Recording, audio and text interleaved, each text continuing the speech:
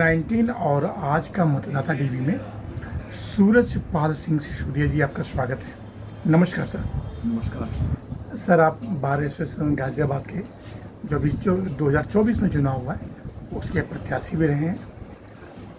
आपका पुनः स्वागत है sir. Thank you. Sisodia ji, सबसे पहले हम दूर दराज की बात नहीं करेंगे। मेरा जो पहला सवाल है, किन किन मुद्दों को लेकर आप अध्यक्ष पद के रूप में प्रत्याशी बने थे आप?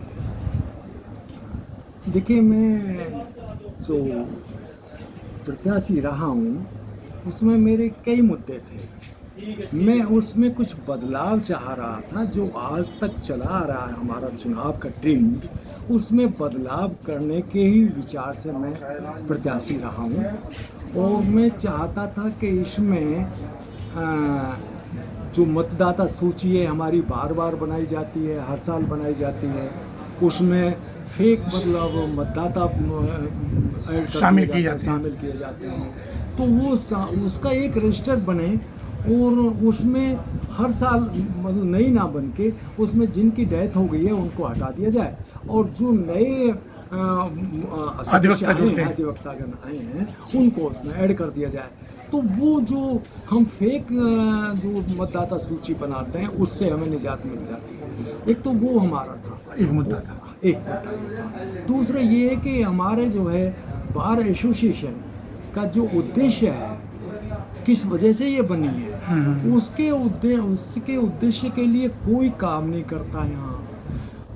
उसके तहत काम करना, एक वकीलों के वेलफेयर में काम करना ही मेरा उद्देश्य था कि उनकी जो सहूलियत क्या क्या है, अदालतों में क्या परेशानी आती है उन्हें प्रैक्टिस करने में, उनको मीट आउट करना था।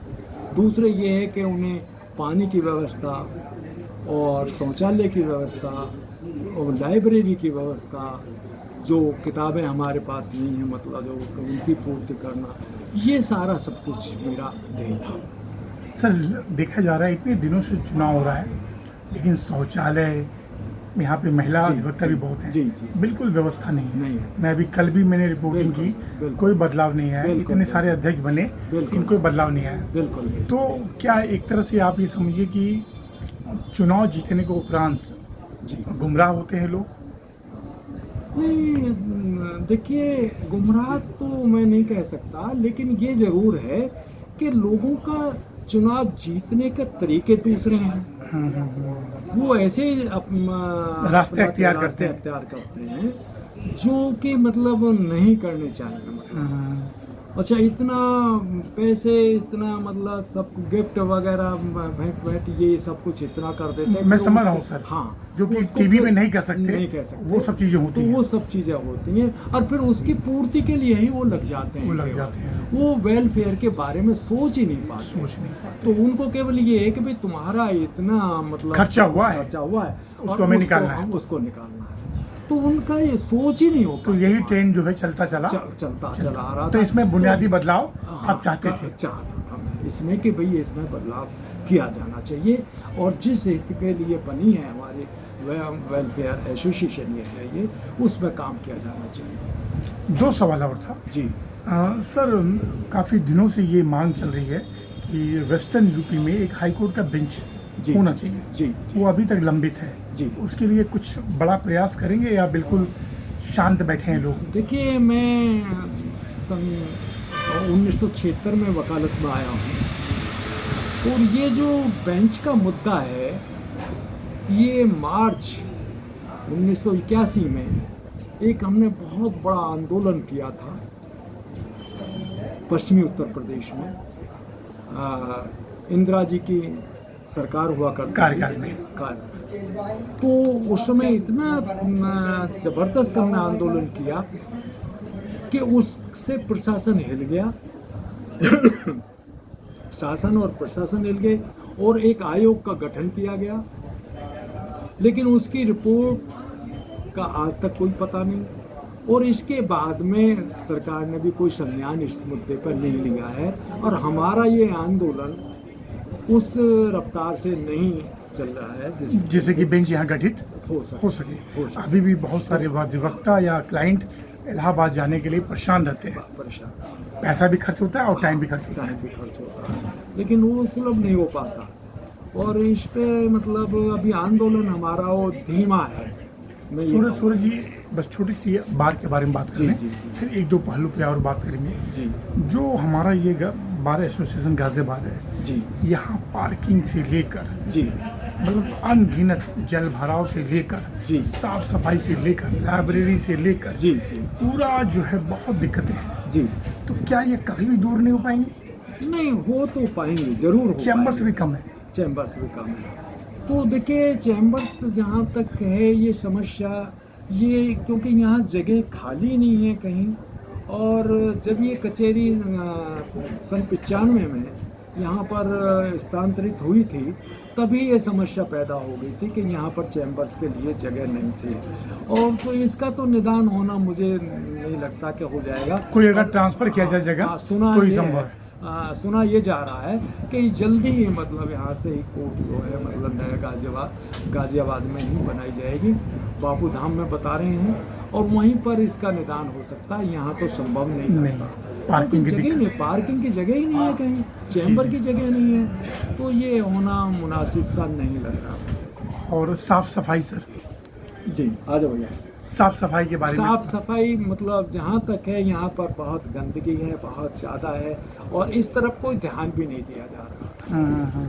यहाँ पर कोई व्यवस्था नहीं है, ना शौचालय साफ सफाई है, ना मतलब जो है प्रांगण की सफाई है, और पार्किंग की बहुत बड़ी समस्या है। जी जी। तो वो समस्या मतलब का निदान होता हुआ नहीं दिखाई दे रहा। राइट सर, दो सवाल और मुझे पूछना था। वो ये था कि न्याय जी बड़ा विलम्ब से मिलता है। जी। इसमें जो मतलब पीड़ित पक्ष होता है उसको बड़ी दिक्कत होती है। क्या ये जन्म जन्मांतर से चलता रहेगा? किसी भी पीढ़ी में इसका निदान नहीं है? नहीं, ऐसा नहीं है कि न्याय व्यवस्था, देखिए नए कानून आए हैं, उसमें सरकार ने एक प्रयास किया है फास्ट कि उसकी लिमिटेशन भी बांधी है कि भाई 3 साल में मतलब निस्तारण करना ही होगा आपको मुकदमों का। तो ऐसा नहीं है, अब नए कानून के तहत शायद इसमें तो तेजी है। ये है, ऐसा नहीं लग रहा है। ऐसा नहीं लग रहा है सर। दो सवाल और। सूरज जी, सवाल ये है कि अल्टीमेटली जो सुरक्षा का जो हमारा कोर्ट ही सुरक्षित नहीं रहता तो बाकी व्यवस्थाएं कैसे सुरक्षित होंगी?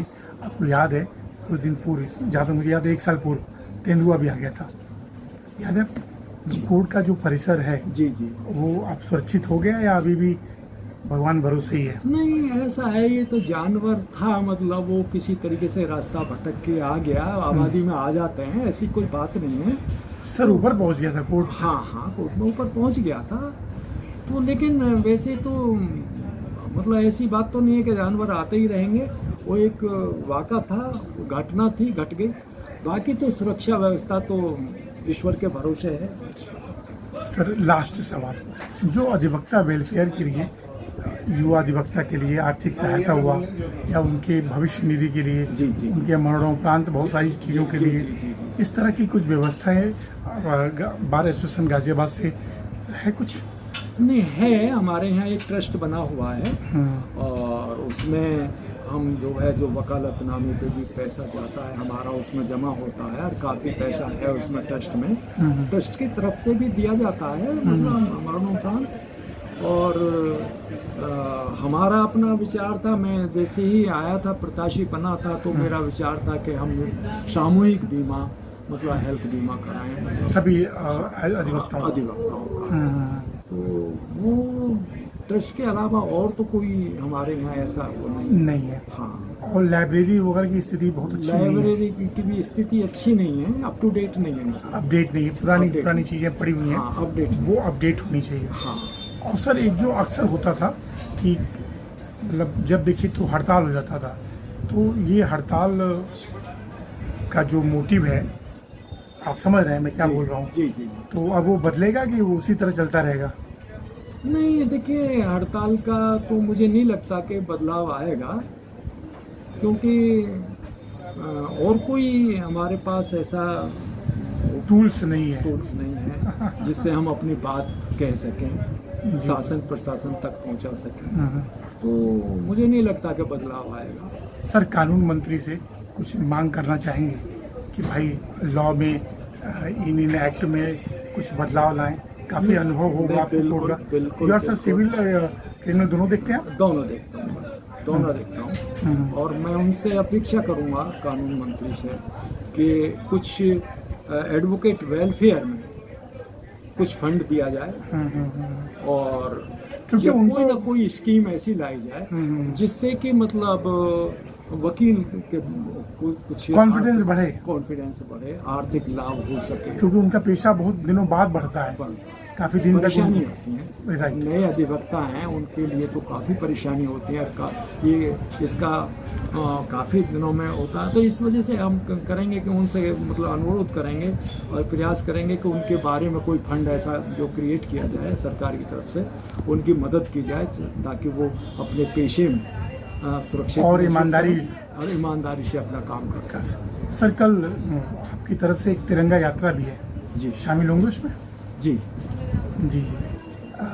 घर घर तिरंगा जो है अभियान मोदी जी का है जी। इसके लिए देशवासियों को क्या संदेश देना चाहेंगे?